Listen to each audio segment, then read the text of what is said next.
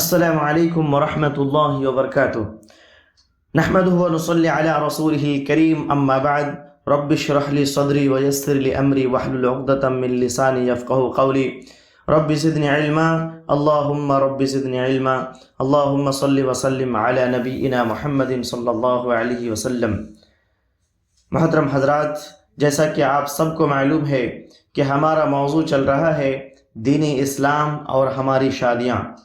محترم سامعین اکرام، اسلام میں نکاح ایک عبادت ہے جس کا حکم اللہ تعالیٰ نے قرآن مجید میں دیا ہے، اور نکاح کرنے پر لوگوں کو ابھارا ہے اور اس کی ترغیب دی ہے۔ نکاح نسل انسانی کی بقا کا ذریعہ ہے، اور یہ تمام انبیاء اور رسولوں کی سنت ہے، اور نبی صلی اللہ علیہ وسلم نے خود شادیاں کی، اور جب ایک شخص نے زیادہ عبادت کرنے کی غرض سے نکاح نہ کرنے کا عزم کیا تو آپ صلی اللہ علیہ وسلم نے فرمایا، نکاح میرا طریقہ ہے، اور جو شخص میرے طریقے پر عمل نہیں کرتا اس کا مجھ سے تعلق نہیں۔ شادیاں کیا کرو، کیونکہ میں تمہاری کثرت کی بنا پر دوسری امتوں پر فخر کروں گا۔ تو یہ نکاح نبی کریم صلی اللہ علیہ وسلم کی سنت ہے، اور جب ہم میں سے کوئی بھی اس سنت کو انجام دیں تو اسے چاہیے کہ وہ نکاح کے جو مسنون طریقہ ہیں سب سے پہلے اس کو سیکھے، سمجھے، اور پھر سنت طریقے کے مطابق ہی نکاح کرے، کیونکہ اسی میں خیر و برکت ہے۔ تو آج کے اس درس میں ہم اور آپ سیکھیں گے کہ نکاح اور ولیمہ کا مسنون طریقہ کیا ہے، اور یہ بھی جانیں گے کہ اس کے اندر کیا کیا بدعات و خرافات اور رسم و رواج کو انجام دیا جاتا ہے۔ ہمارے اس درس کا مطلب اور مقصد یہ ہے کہ سننے والے تمام لوگ ان سنتوں پر عمل کریں، اور جو جانے انجانے غلط رسم و رواج، بدعات و خرافات کو انجام دے رہے تھے اس کو فوری طور پر چھوڑ دیں۔ محترم حضرات، سب سے پہلے ہم لوگ یہ جان لیتے ہیں کہ نکاح کا مسنون طریقہ کیا ہے۔ اس میں ہم تفصیل سے بات نہیں کریں گے، بلکہ سمپل جو نکاح کا مسنون طریقہ ہے وہ ہم بیان کریں گے۔ تو نکاح کا جو مسنون طریقہ ہے وہ یہ ہے کہ اس میں سب سے پہلے خطبۃ الحاجہ ہے، یعنی وہ خطبہ جو نبی کریم صلی اللہ علیہ وسلم نکاح پڑھاتے وقت پڑھتے تھے۔ سب سے پہلے خطبۃ الحاجہ پڑھتے تھے۔ نمبر 2 ایجاب ہے، یعنی ولی کی طرف سے جو لڑکی کا باپ ہے۔ نمبر 3 قبول ہے، یعنی جو دلہا کرے گا ولی کی اجازت سے قاضی دلہا کو قبول کرائے گا۔ نمبر 4 دلہا 2 مسلمان گواہ ہو۔ نمبر 5 مہر کتنا ہے اس کی تعین ہو جائے۔ یعنی اس میں جو نکاح کا جو مسنون طریقہ ہے اس میں خطبۃ الحاجہ ہے، ایجاب ہے، قبول ہے، 2 مسلمان گواہ ہو، اور پھر مہر کتنا ہے۔ محترم سامعین اکرام، نکاح کے لیے جو ضروری چیزیں ہیں وہ یہی ہیں، اور اس کی دلائل بھی کتاب و سنت میں موجود ہے۔ یہاں پر ایک بات میں بتا دوں کہ بعض قاضی جب نکاح پڑھاتے ہیں تو 3 مرتبہ قبول کرواتے ہیں، جبکہ صرف 1 مرتبہ کہہ دینا ہی کافی ہے۔ 1 مرتبہ کہہ دیا کہ قبل تو، یعنی میں نے قبول کیا، تو یہی کافی ہے۔ 3 مرتبہ دہرانے کی کوئی ضرورت نہیں ہے۔ دوسری بات یہ کہ قاضی نکاح پڑھانے سے پہلے دولہا کو کلمہ پڑھاتے ہیں، اور پھر کئی چیزیں ان کو پڑھاتے ہیں، تو یہ چیز غیر شرعی عمل ہے۔ اسی طریقے ذرا سوچیں کہ اسلام میں نکاح کتنا آسان ہے، جبکہ ہمارے یہاں نکاح کو بہت زیادہ مشکل بنا دیا گیا ہے بدعت و خرافات اور غلط رسم و رواج سے۔ نکاح کا فنکشن دیکھیے کتنا بڑا ہوتا ہے، کتنا زیادہ پیسہ خرچ ہوتا ہے، سالوں کی کمائی 2 دن میں ختم کر دیا جاتا ہے۔ محترم سامعین اکرام، نکاح کے لیے جو بہت بڑا فنکشن کیا جاتا ہے، جس میں بہت زیادہ مال بھی برباد ہوتا ہے، وقت بھی برباد ہوتا ہے، اور بھی بہت ساری چیزیں ہیں، اس میں لڑکی کے باپ کا بھی بہت زیادہ پیسہ خرچ ہوتا ہے۔ کتنے ایسے باپ ہیں جو لڑکی کی شادی کی وجہ سے قرض میں ڈوب جاتے ہیں، پوری زندگی قرض ادا کرتے کرتے گزر جاتی ہے، جبکہ اگر شریعت کے مطابق نکاح کیا جائے، مسنون طریقہ سے نکاح کیا جائے، نبی کریم صلی اللہ علیہ وسلم کے طریقے سے نکاح کیا جائے، تو لڑکی کے باپ کا کوئی خرچ نہیں ہوگا، کیونکہ لڑکی کو کپڑے، زیورات اور جو بھی چیزیں ہیں لڑکا دے گا، مہر لڑکا دے گا، ولیمہ لڑکا کرے گا۔ اب بتائیے کہ لڑکی کے باپ کا کہاں خرچ ہے؟ جواب کہیں نہیں، وہ تو آپ کو جگر کا ٹکڑا دے رہے ہیں، اس سے بڑی چیز اور کیا ہو سکتی ہے؟ محترم سامعین اکرام، ہماری شادیوں میں سادگی ہونی چاہیے تاکہ نکاح کرنا آسان ہو۔ کوئی بھی جو نکاح کرنا چاہتا ہے اس کو سالوں کی کمائی ہوئی رقم خرچ نہ کرنا پڑے، کیونکہ جو رسم و رواج ہے وہ آہستہ آہستہ بڑھتی ہی جا رہی ہے۔ ایک سے بڑھ کر ایک رسم آج کل ادا کیے جاتے ہیں، جس کی وجہ سے شادی کرنا اب آسان کام نہیں رہا، اور یہی وجہ ہے کہ شادی مشکل ہو گیا اور زنا آسان ہو گیا۔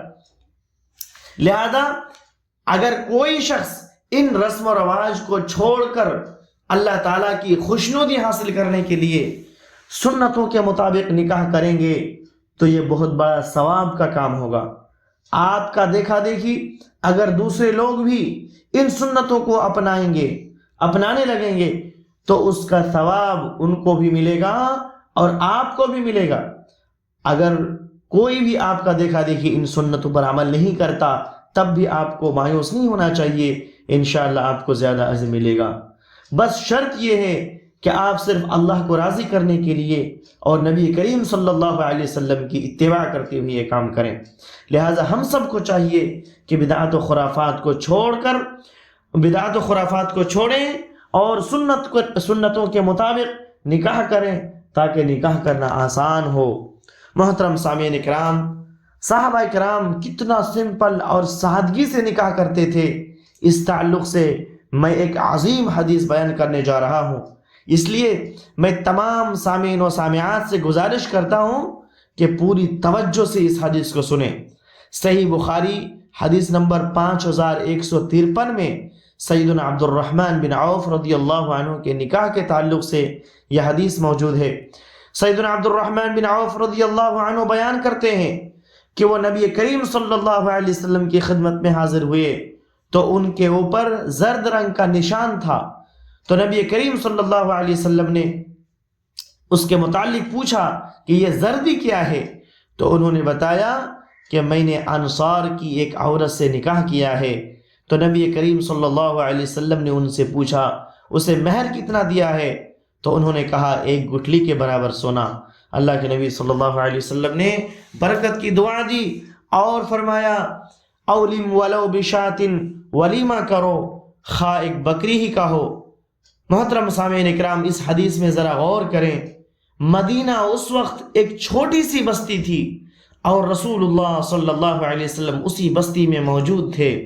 اتنے بڑے صحابی کی شادی ہوتی ہے اور نبی صلی اللہ علیہ وسلم کو خبر تک نہیں ہوتی، اور جب آپ صلی اللہ علیہ وسلم کو پتہ چلتا ہے تو آپ صلی اللہ علیہ وسلم ناراض بھی نہیں ہوتے اور یہ نہیں کہتے کہ مجھ سے محبت نہیں ہے، مجھے کیوں نہیں بلایا، مجھے دعوت کیوں نہیں دی، یا کس کو دعوت دی اور کس کو دعوت نہیں دی، بلکہ آپ صلی اللہ علیہ وسلم نے ان سے یہ پوچھا کہ شادی کیے ہو تو مہر کتنا دیے ہو؟ جواب ملا 1 گٹھلی کے برابر سونا۔ پھر آپ صلی اللہ علیہ وسلم نے برکت کی دعا دی اور فرمایا ولیمہ کرو اگرچہ ایک بکری کا ہو۔ یہاں پر ہم 2 چیزیں بیان کرنا چاہتے ہیں۔ نمبر 1، اس صحابی کا نکاح اتنی سادگی کے ساتھ ہوئی کہ نبی کریم صلی اللہ علیہ وسلم کے اسی بستی میں موجود رہتے ہوئے بھی آپ صلی اللہ علیہ وسلم کو بھی خبر نہیں دیا اور نبی کریم صلی اللہ علیہ وسلم کو نکاح کی دعوت نہیں دی، تب بھی کوئی مسئلہ نہیں۔ جبکہ آج کل لوگ کتنا پریشان ہوتے ہیں کہ فلاں کو دعوت نہ دیں تو وہ ناراض ہو جائیں گے، اس لیے ہمیں سب کو دعوت دینا ضروری ہے، جبکہ یہ کوئی ناراض ہونے والی بات ہی نہیں ہے۔ تو یہاں پر ہم سب کو یہ ذہن بنانا چاہیے کہ اگر آپ کے کوئی قریبی رشتہ دار آپ کو شادی میں دعوت نہ دے تو آپ ناراض بالکل نہ ہوں، بلکہ جب نکاح ہو جائے اور آپ کو اس کی خبر ملے تو برکت کی دعا دے اور جیسا کہ اس صحابی نے نکاح کیا اور آپ صلی اللہ علیہ وسلم کو دعوت نہ دی، پھر جب آپ صلی اللہ علیہ وسلم کو خبر ملی تو دعا دی اور پھر ولیمہ کرنے کا حکم دیا۔ دوسری چیز یہ ہے کہ شریعت نے نکاح کرنے کے بعد ولیمہ کرنے کا حکم دیا ہے، اگرچہ مختصر طریقے سے ہی کیوں نہ ہو، اور ولیمہ کو کوئی بڑا کرنے کی بھی ضرورت نہیں ہے، اور وہ بھی سمپل اور سادہ اپنی استطاعت کے مطابق کریں تاکہ سنتوں پر عمل ہو جائے۔ نبی کریم صلی اللہ علیہ وسلم نے سیدہ صفیہ رضی اللہ عنہا کے ولیمہ میں ستو ہی پیش فرمائے تھے۔ بعض لوگ تو ولیمہ کرتے ہی نہیں ہیں، اور بعض ولیمہ کرتے ہیں تو اتنا بڑا کرتے ہیں کہ اس میں بہت سارا مال خرچ ہو جاتا ہے، اور بعض لوگ قرض لے کے بھی ولیمہ کرتے ہیں۔ ولیمہ کے تعلق سے چند باتیں یاد رکھیں۔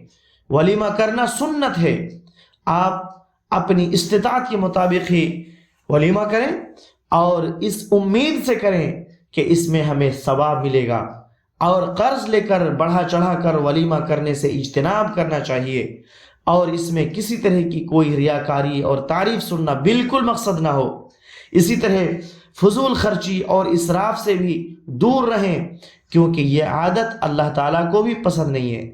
اور دعوت ولیمہ میں غریبوں اور مسکینوں کو نظر انداز نہ کیا جائے، اور ورنہ یہ بدترین کھانا شمار ہوگا۔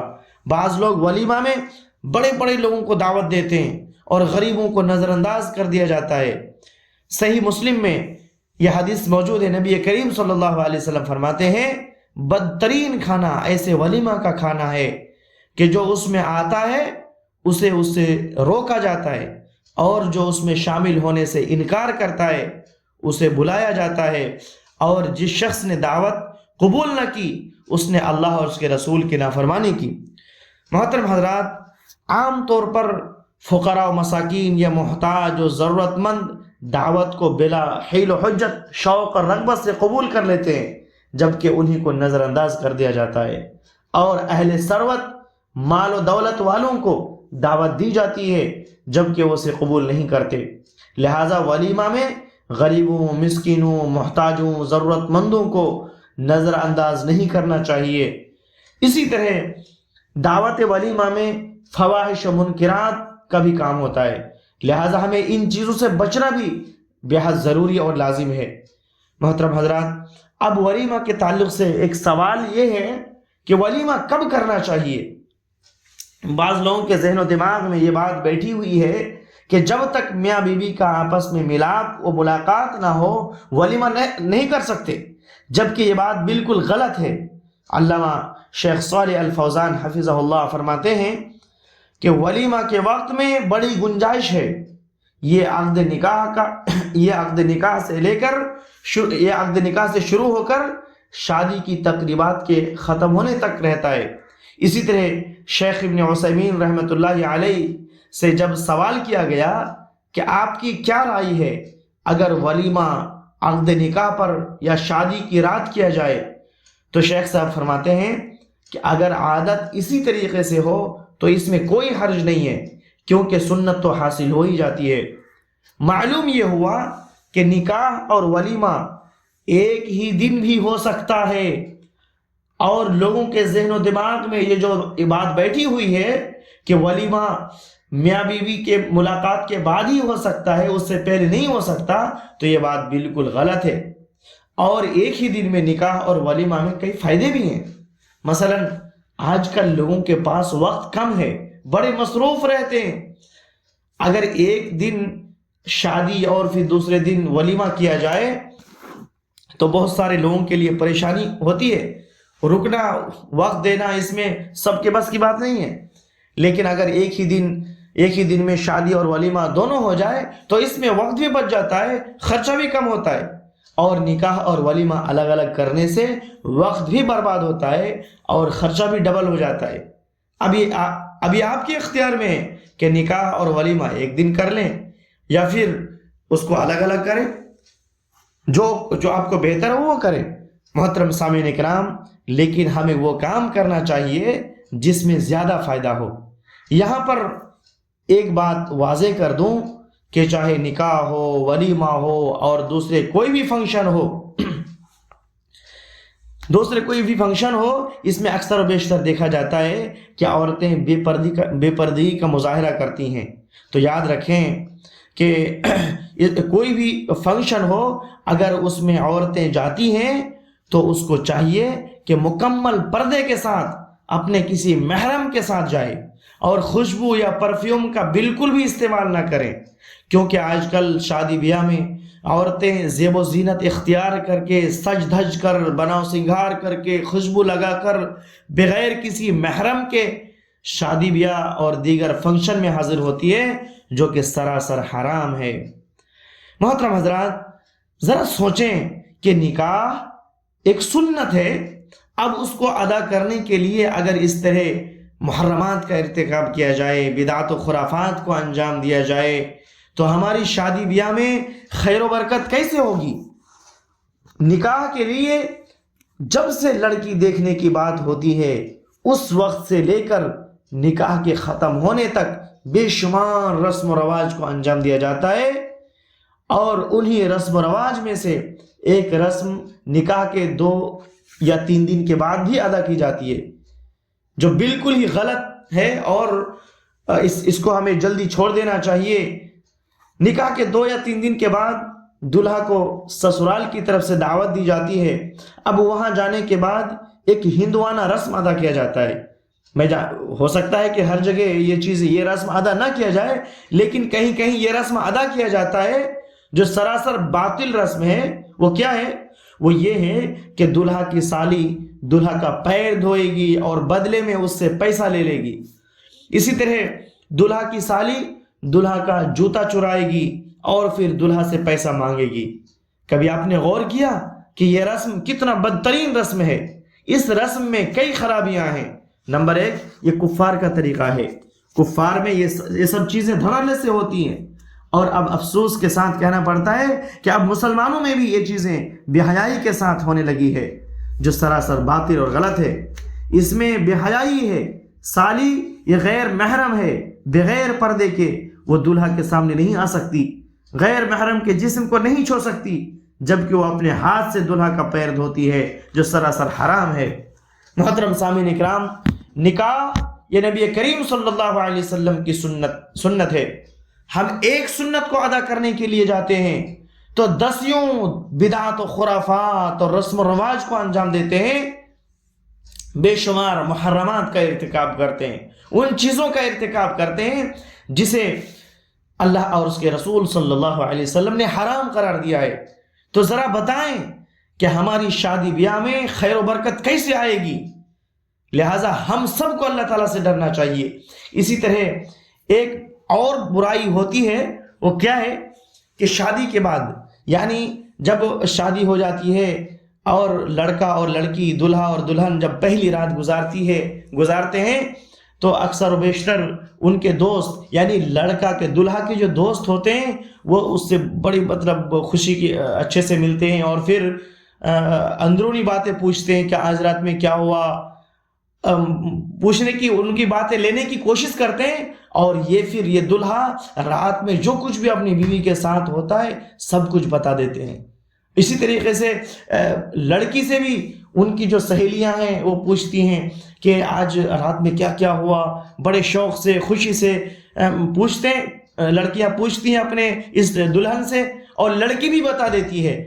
میرے بھائیوں اور میری پیاری بہنیں، یاد رکھو، یہ شوہر بیوی کے اندر جو بھی راز ہوتی ہے، جو بھی چیزیں ہوتی ہیں، ان کو دوسروں کے سامنے شیئر کرنا، چاہے آپ کا کتنا ہی قریبی دوست کیوں نہ ہو، اس کے سامنے شیئر کرنا یہ حرام ہے۔ اللہ کے نبی صلی اللہ علیہ وسلم نے ایسا کرنے والوں کو بدترین سخت وعید سنائی ہے۔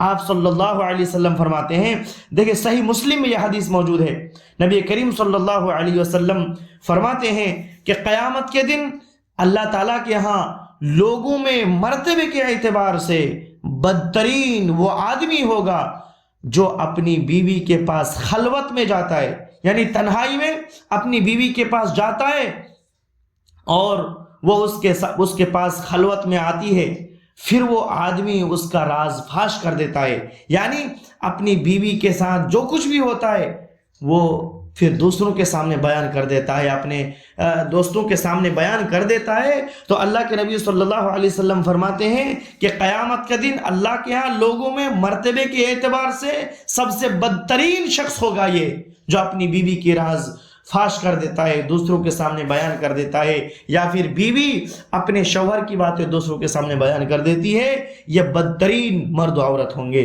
میرے بھائیوں، تو ہمیں ان چیزوں سے بچنا چاہیے، یہ بہت بڑی برائی ہے جو آج کل ہمارے سماج اور معاشرے میں پائی جاتی ہے۔ اللہ تعالیٰ سے ہم دعا کرتے ہیں الہ العالمین ہمیں ان تمام برائیوں سے بچا، بدعت و خرافات سے بچا۔ یا اللہ ہمیں قرآن و سنت کو صحیح سے سمجھنے کی توفیق دے اور اس پر عمل کرنے کی توفیق دے۔ مولا ہمیں اپنے خالص بندوں میں شمار کر لے، یا اللہ ہمیں نیک اعمال کی توفیق دے۔